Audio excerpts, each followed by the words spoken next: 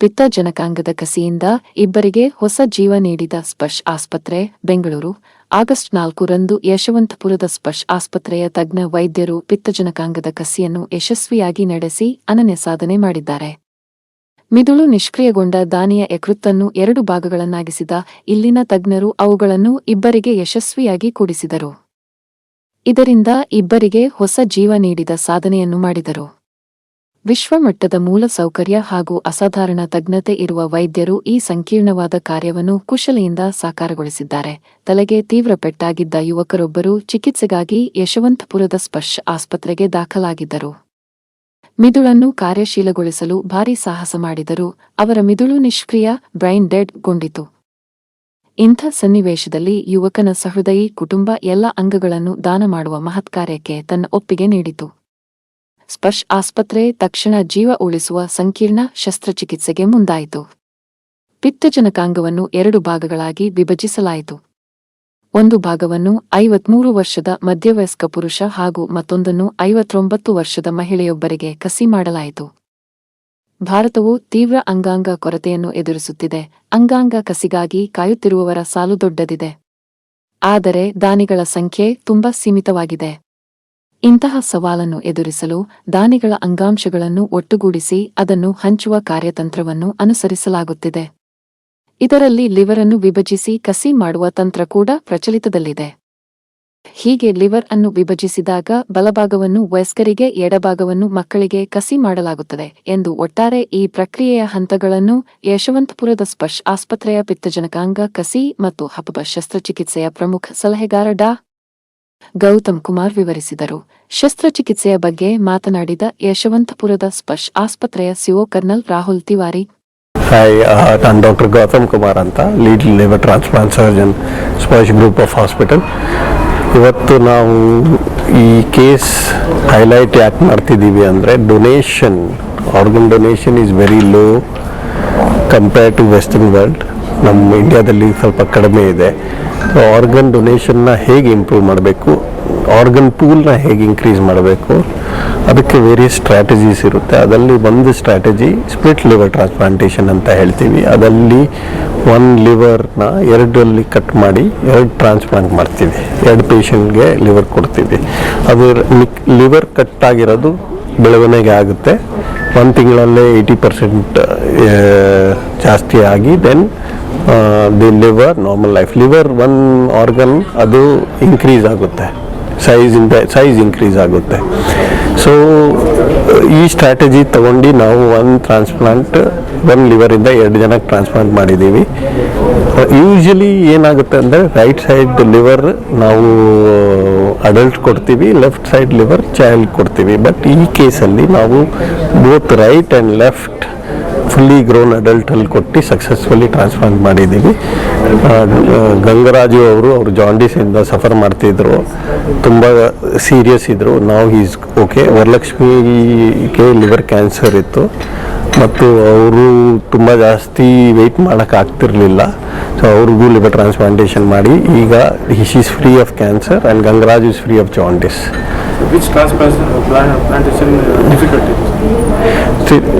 Which one is most difficult?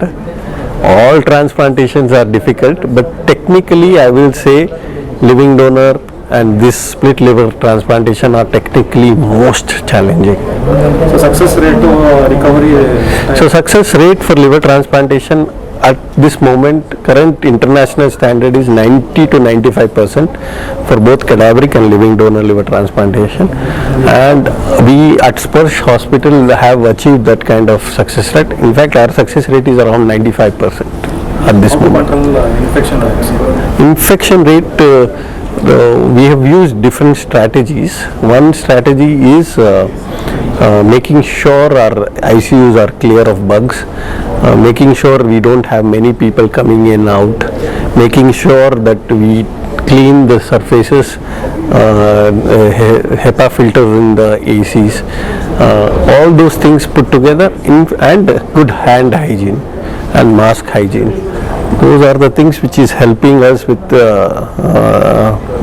infection control, but still it is a big problem for us post transplant, at least in India. Medical advancement in transplantation. medical advancement in transplantation at this moment. So I will call advancement something which happens in day-to-day basis, and it happens every day.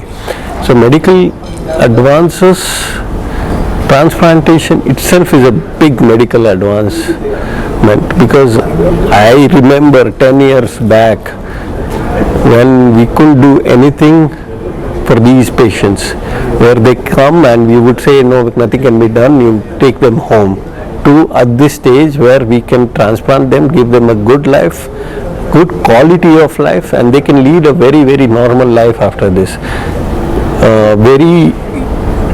Very socially, economically, and personally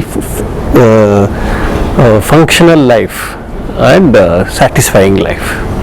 So waiting period for transplant. So at this moment, liver transplantation, if you have to wait for too long, then you may not survive. So usually people have to wait 2 to 6 months to get a liver transplant done at this moment, if you're surviving, of course. What is this split liver transplantation all about, adult to adult transplant? So split is done one part to the adult and one part to the child. In this case, 2 adults were given this transplant. That's why we are highlighting this. The fully grown adults got it. Has it been done before? Yes, it's been done, but I doubt if it is done in Karnataka. I'm not sure whether it is done in Karnataka, but it is very rare event, and we wanted to highlight it. ನಾನು ಗಂಗರಾಜು, ನಮ್ಮಲ್ಲಿ ಹತ್ರ ದಾಸನಪುರ. ನಾನು jaundice ಅದಕ್ಕೆ ತೋರಿಸೋಕ್ಕೆ ಕೊಳಂಬಿ ಹಾಸ್ಪಿಟ್ಲಿಗೆ ಹೋದೆ, but ಅಲ್ಲಿ liver problem ಇದೆ ಅಂತ ಹೇಳ್ಬಿಟ್ಟು ಹೇಳಿದ್ರು. ಮತ್ತು ಅಲ್ಲಿ ರಿಜಿಸ್ಟ್ರ್ ಮಾಡಿಕೊಂಡು 8 ತಿಂಗಳು 9 ತಿಂಗಳಾದ್ರೂ ಕಾದ್ರೂ ಏನು ಪ್ರಯೋಜನ ಆಗಲಿಲ್ಲ. ನಂತರ ಡಾಕ್ಟ್ರ್ ಇವರು ಗೌತಮ್ ಹತ್ರ ಮತ್ತೆ ನಮ್ಮ ಸ್ನೇಹಿತರೊಬ್ಬರು ಕರ್ಕೊಂಡೋಗಿ ಗೌತಮ್ ಹತ್ರ ಇದು ಮಾಡಿದಾಗ ಅವರು ಒಂದು 2 ತಿಂಗಳು ವೆಯ್ಟ್ ಮಾಡಿ ಅಂತ ಹೇಳಿ ಟ್ರೀಟ್ಮೆಂಟ್ ಕೊಡ್ತಾ ಬಂದರು. ಟ್ರೀಟ್ಮೆಂಟ್ ಕೊಡ್ತಾ ಬಂದಾಗ ನಾನು ಸ್ವಲ್ಪ ಸುಧಾರಿಸ್ಕೊಳ್ತಾ ಬಂದೆ. ಆಮೇಲೆ ಸ್ಪರ್ಶಲ್ಲಿ ಆಪ್ರೇಷನ್ ಮಾಡಿ, ಅಂದರೆ ಡೋನರ್ಸ್ ಕೊಟ್ಟಂಥ ಆರ್ಗನ್ನಿಂದ ಇಬ್ಬರಿಗೆ ನಮ್ಗೆ ಆಪ್ರೇಷನ್ ಮಾಡೋರು, ವರಲಕ್ಷ್ಮಿಯವ್ರಿಗೂ ಮತ್ತು ನಮಗೆ ಇಬ್ಬರಿಗೂ ಸಕ್ಸಸ್ ಆಗಿದೆ. ಸ್ಪರ್ಶ ಟೀಮು ನಮಗೆ ಭಾಳ ಅನುಕೂಲ ಮಾಡಿದೆ, ಮತ್ತು ಡೋನರ್ಸ್ ಪಾಪ ನಾವು ಯಾವಾಗಲೂ ಅವ್ರಿಗೆ ಆಭಾರಿಯಾಗಿರ್ತೀವಿ. ಇಬ್ಬರಿಗೆ ಜನ್ಮ ಕೊಟ್ಟಿದ್ದಾರೆ ಅವರು. ಈಗ ನನಗೆ ಮಾಮೂಲಿ ಹೇಗಿಂತ ಅನ್ಸತ್ತೆ, ಇನ್ನು 1 ತಿಂಗಳಾಗಿರೋದು. ಇನ್ನು ಇಲ್ಲಿ ಚೀಲಗಳಿದೆ, ಪಿಕ್ಟೈಲ್ ಇದೆ ಹೊಟ್ಟೆ ಒಳಗೆ, ಅವೆಲ್ಲ ಇನ್ನೂ ರಿಮೂವ್ ಮಾಡಿಲ್ಲ. ಈಗ ಸುಧಾರಿಸ್ಕೊತಾ ಇದ್ದೀವಿ.